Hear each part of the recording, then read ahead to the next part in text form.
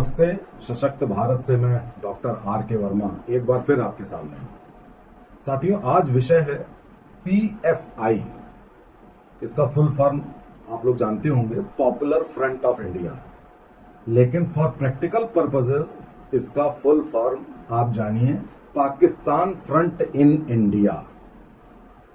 अभी आपने देखा होगा 23 तारीख की रात को पूरे नेशन वाइड 13 राज्यों में और सैकड़ों जगह पर इनके ठिकानों पर आधी रात को रेड मारी गई। रात 2 बजे से सुबह 6 बजे तक यह ऑपरेशन चला और इनके 106 से ज्यादा लोग गिरफ्तार हुए।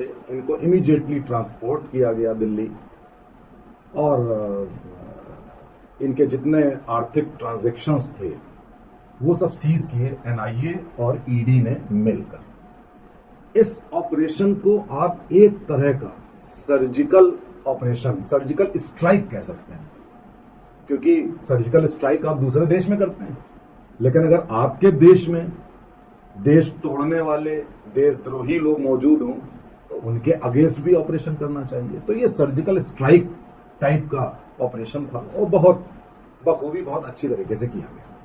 इसके विरोध में केरल में प्रदर्शन हुए।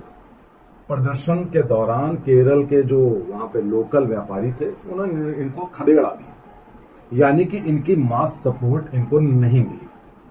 अब इनकी जो मास सपोर्ट है, आप देखेंगे कि केरल में मुस्लिम लीग भी केरल में ही है एग्जिस्टेंट, जहां से राहुल गांधी चुनाव जीतते हैं, और वहीं पर इनका भी सबसे बड़ा डेरा है, सबसे बड़ा डेरा है, क्योंकि वहां पर भारतीय जनता पार्टी की सरकार उतनी सरकार ना बनी, ना अभी निकट भविष्य में बनेगी, तो वो खुलकर काम कर पाते हैं और उनको सरकार का सहयोग रहता है। अब लेकिन केरल की सरकार अब आजकल थोड़ा परेशान है इनकी गतिविधियों को लेकर। अब इनका हम परिप्रेक्ष्य आपको बताएं। आपने सुना होगा थोड़े दिनों पहले सिम्मी करके एक ऑर्गेनाइजेशन हुआ और वो आतंकवादी गतिविधियां किया करता था, लोग पकड़े जाते थे। और सिम्मी के एक बार वकील आपके कांग्रेस के सलमान खुर्शीद भी बने थे, बाद में वो कानून मंत्री बने उनको डिफेंड करने के बाद। उसके बाद जब सिम्मी बैन हो गई, उसके बाद सिम्मी ने दूसरे रूप में इन लोगों ने काम किया। ये घरेलू आतंकवादी हैं, इंडियन मुजाहिदीन नाम से। आपने सुना होगा कि उन दिनों इंडियन मुजाहिदीन से खूब सारे ब्लास्ट होते थे, बड़ी दिक्कतें थी, देश विरोधी गतिविधियां हो रही थी, लेकिन फिर इंडियन मुजाहिदीन भी बैन हुआ। उसके बाद इन लोगों ने सोचा, इन्हीं लोगों ने, कि इस तरह से अगर हम आतंकवादी गतिविधियां करेंगे तो हम पकड़े जाएंगे, हम भारत को बर्बाद नहीं कर पाएंगे, टुकड़े नहीं भारत के कर पाएंगे।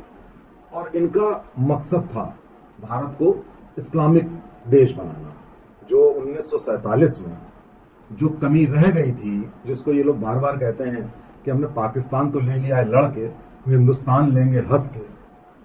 तो ये जो इन्होंने जो अपनी रणनीति बनाई थी वो ये था कि 2047 तक ये इस्लामिक मुल्क बना लेंगे। हास्यास्पद बात है, लेकिन इनका ये उद्देश्य था और हमेशा से रहा है कि भारत को गजवाए हिंद जैसा।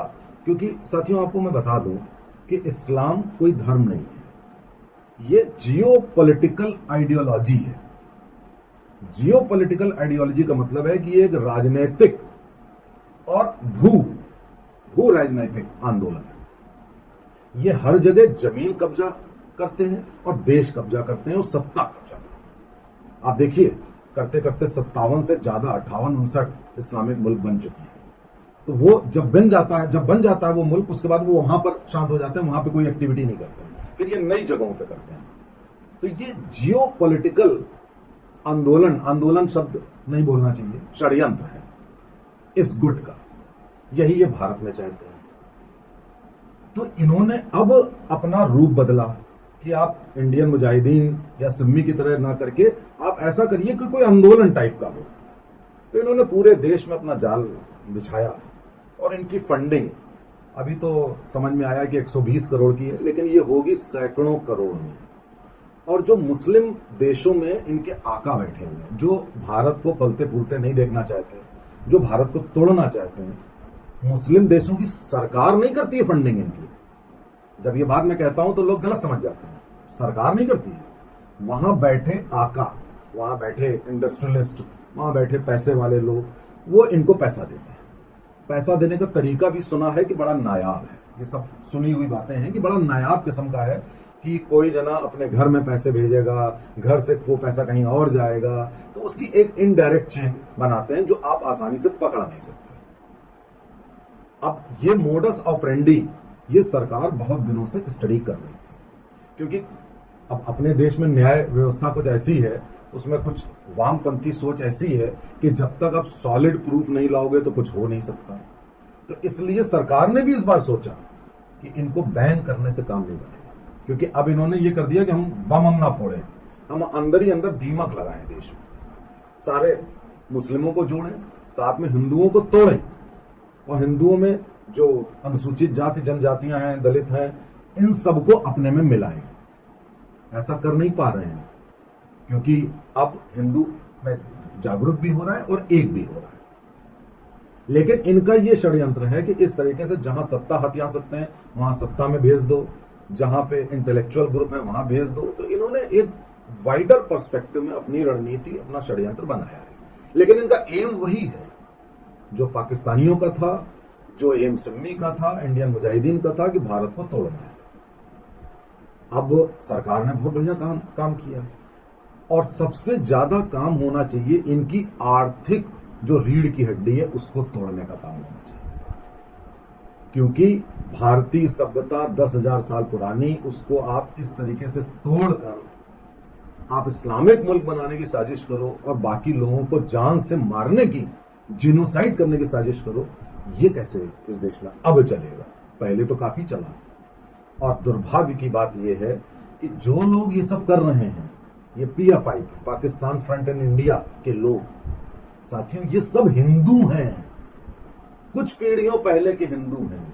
इनको मारकर, हत्या करके, बलात्कार करके मुसलमान में तब्दील किया गया है। ये लोग ऐसा कर रहे हैं, तो ये एक दुर्भाग्य का विषय है। लेकिन आप ना तो अपना पड़ोसी बदल सकते हैं, ना आप अपने घर के दुश्मन बदल सकते हैं, ना अपना भाग्य बदला जा सकता है। भाग्य में यह है कि आप अगर अच्छे कर्म करिए और इनकी रीढ़ की हड्डी तोड़िए, इनका दिल और दिमाग बदलने की भी कोशिश करिए, तो शायद कुछ उम्मीद है। सावधान हो जाइए। इन्होंने जो शाहीन बाग में भी पूरा 100% रोल किया था, किसान आंदोलन में भी इनका रोल था 50-60%। तब ये चाहते थे कि किसी तरीके से खालिस्तानी मूवमेंट आगे बढ़े। ये इस तरीके के मूवमेंट भी करेंगे, ये इंटरनेट के द्वारा भी षड्यंत्र रचेंगे। इसलिए केवल सरकार नहीं, आपको भी सजग होना होगा। जय हिंद, जय भारत।